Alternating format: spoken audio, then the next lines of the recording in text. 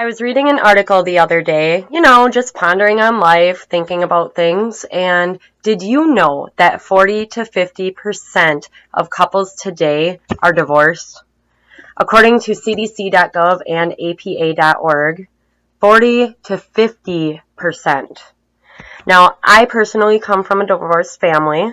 I never thought it would happen to me, but let me just get this off my chest. My parents split when I was about 18 years old, and I've always been asked if that's been easier for me because I was an adolescent versus a child. And, in my opinion, age really doesn't make a difference. Even though I was going to become an adult, I still needed and wanted that rock from both of my parents. I needed that support. I was about to reach all these milestones in my life. I was about to go on to college. I was about to move out of the house and everything else and just all these new things. But I didn't know a damn thing about being on my own. But of course, I had to learn. My cousins, on the other hand, their parents divorced when they were very young, when my cousins were very young. And they became accustomed to that lifestyle, and unlike mine, where I had to deal with arguing, and as my cousins grew older, it didn't become any easier for them. They began wondering why things were like this, why their parents did get a divorce when they were younger. And so I began wondering the other day why rates are this high and what kind of impact divorce has on children depending on their age. Of course, divorce affects children no matter what, regardless of age, but I think because of their age, divorce can really impact in different ways.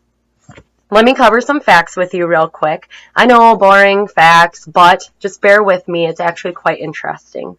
So, a show of hands, how many people watching right now are from a divorced family?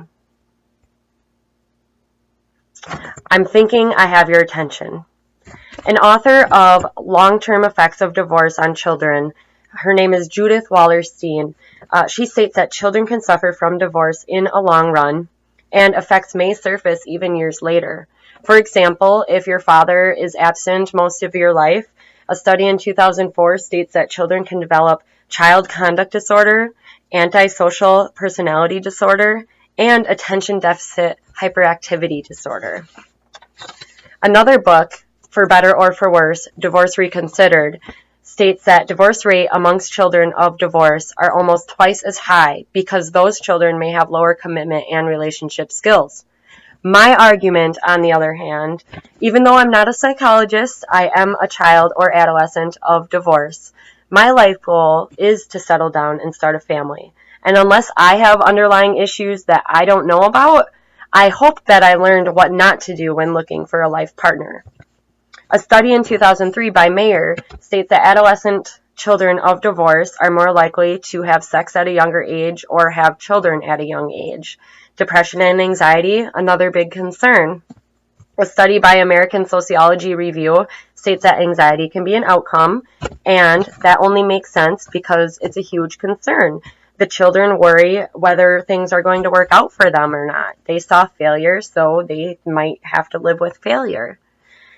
An interesting study by Zill, Morrison, and Coiro states that children of broken families 18 to 22 are twice as likely to have poor relationships with their parents.